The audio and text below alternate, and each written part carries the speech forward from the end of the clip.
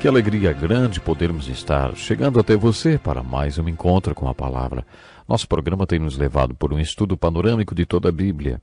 Já chegamos às cartas do apóstolo Paulo e Timóteo e a Tito, chamadas de cartas pastorais. No programa de hoje falaremos sobre a carta para Tito. Estudando a primeira carta a Timóteo, chegamos a certas conclusões a respeito do perfil de pastor que ele era. Jovem, sensível, amoroso, generoso e também tímido. O perfil de Tito é diferente, mais velho, maduro e equilibrado.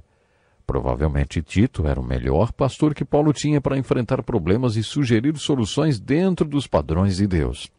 Paulo designou Timóteo para Éfeso e Tito para Creta, um lugar muito difícil para plantar e pastorear uma igreja. Essas duas cartas, 1 Timóteo e Tito, poderiam ser chamadas de epístolas pastorais sinópticas, porque o conteúdo delas é muito semelhante e as duas abordam o assunto da organização da igreja. Quase todas as denominações costumam ter um manual usado pelo pastor de cada igreja com as diretrizes da denominação. Esse manual do ministro dá todas as diretrizes a respeito da organização da igreja, como proceder em relação a casamento, funerais e batismos e outras atividades. Estas duas epístolas pastorais poderiam ser chamadas de o Manual do Ministro. A carta de Paulo a Tito é muito semelhante à primeira carta a Timóteo, exceto pela falta do toque pessoal que observamos na carta de Paulo a Timóteo. Aparentemente, a relação de Paulo com Tito era mais impessoal. Eles não deviam ser tão amigos, mas Tito era, provavelmente, o homem mais bem preparado para enfrentar situações problemáticas. A ênfase da carta de Paulo a Tito é líderes santos para uma igreja santa. Nessa carta, Paulo parece dizer: Tito, a única maneira de plantar uma igreja em Creta é com líderes tementes a Deus, que terão cuidado com a doutrina e viverão em santidade. Esse parece ser o tema central deste manual do ministro. Já comentei com você sobre a dificuldade da tarefa que Paulo incumbiu a Tito. Por causa dessa incumbência tão difícil, podemos concluir que Tito devia ser uma pessoa madura, um pastor sensato, também um bom negociador, muito bom para questões de reconciliação e situações delicadas. No capítulo 1, versículo 5, Paulo escreveu para Tito: a razão de tê-lo deixado em Creta foi para que você pusesse em ordem o que ainda faltava e constituísse presbíteros em cada cidade, como eu o instruí. Tito, que resolvia os problemas para Paulo, foi designado para consertar um problema na igreja. Houve um problema em Corinto. Tito foi enviado para Corinto. Houve problemas em Creta. Tito foi enviado para Creta.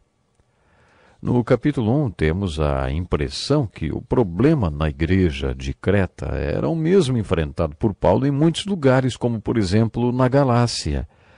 Famílias inteiras se desviaram da graça de Deus porque judeus pregaram que eles deveriam manter a lei de Moisés para ser salvos, ou seja, ser circuncidados. Também havia pessoas em Creta que ensinavam falsas doutrinas porque queriam tirar dinheiro dos convertidos. Esses eram alguns dos problemas que Paulo queria que Tito tratasse.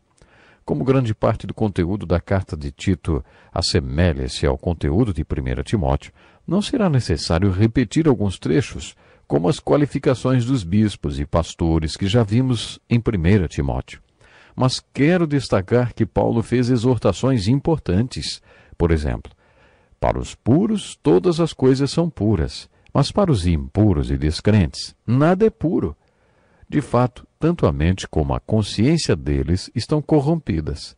Eles afirmam que conhecem a Deus, mas por seus atos o negam. São detestáveis, desobedientes e desqualificados para qualquer boa obra. Esta é uma palavra forte de Paulo a Tito. A beleza e outras coisas estão nos olhos de quem vê. Para o puro, todas as coisas são puras, mas para aquele cujo coração é impuro, tudo é impuro. No capítulo 2, versículos de 11 a 15, encontramos a essência e a beleza da mensagem de Paulo a Tito. Porque a graça de Deus se manifestou salvadora a todos os homens. Ela nos ensinou a renunciar à impiedade e às paixões mundanas e a viver de maneira sensata, justa e piedosa nesta era presente, enquanto aguardamos a bendita esperança, a gloriosa manifestação de nosso grande Deus e Salvador Jesus Cristo. Ele se entregou por nós a fim de nos remir de toda maldade e purificar para si mesmo um povo particularmente seu, dedicado à prática de boas obras. É isso que você deve ensinar, exortando-os e repreendendo-os com toda autoridade. Ninguém o despreze. Você já viu alguma igreja que se chamasse a Igreja da Manifestação? Eu já. Podemos dizer que a igreja definida por Paulo na sua epístola a Tito poderia ser chamada de a Igreja das Duas Manifestações. Nesse trecho, Paulo fala sobre duas manifestações e diz que a igreja foi feita para existir entre elas.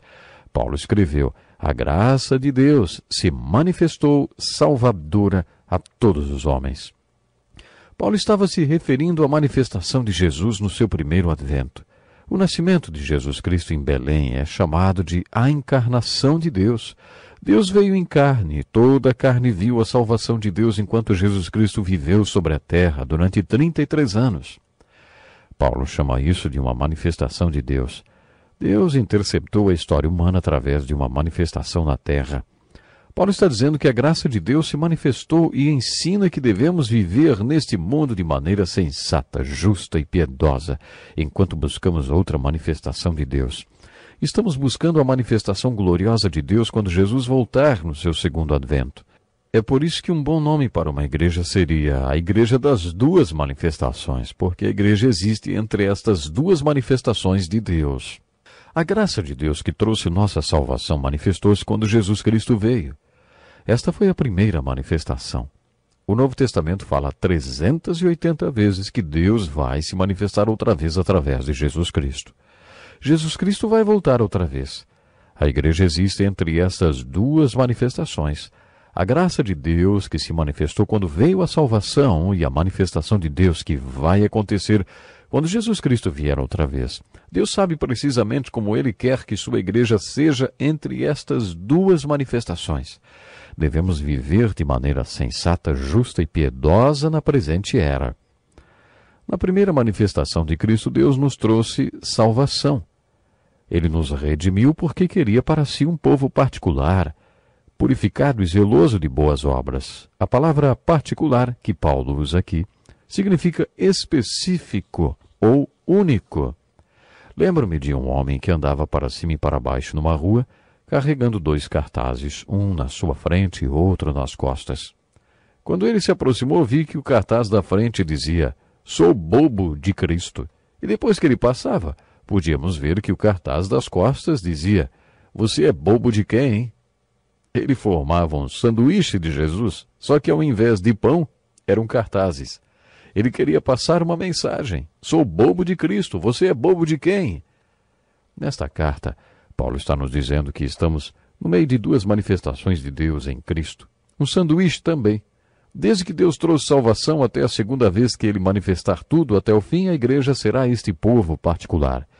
Paulo não quis dizer que devamos ser sanduíches para o Senhor. Ele não disse que devamos usar cartazes, nem nada parecido. Particular significa, neste contexto, o mesmo que um diamante raro. Só existe um, nenhum outro igual. Tenho apenas um quadro de valor. Um quadro é de valor porque é o único. Foi nesse sentido que Paulo usou a palavra particular. Quando Deus decidiu que nós, que somos a igreja, seríamos um povo particular, Ele quis para si um povo redimido e puro, um povo muito especial para ser como Ele é. Talvez agora você entenda porque esta carta de Paulo a Tito poderia muito bem ser intitulada A Igreja das Duas Manifestações. Agora que você já entendeu isto, gostaria de finalizar sugerindo outro título ainda melhor. Que tal? A Igreja de Três Manifestações. Entre a primeira manifestação de Cristo quando veio a salvação e a manifestação que ainda vai acontecer quando Cristo voltar, existe outra manifestação de Deus através de nós, seu povo particular. Deus, em sua providência soberana, planejou 3 manifestações. Deus escolheu você e eu para fazermos sua obra. Você se lembra do capítulo 15 do livro de João? Talvez você seja a única manifestação de Jesus que seu vizinho verá. Devemos ser embaixadores dele, do Senhor, seus representantes. Devemos ser Jesus para o mundo. Somos um povo particular. A ênfase que Paulo dá nesta carta é que o povo particular de Deus, que compõe a Igreja de Cristo, deve zelar pela sua doutrina vivendo de maneira santa.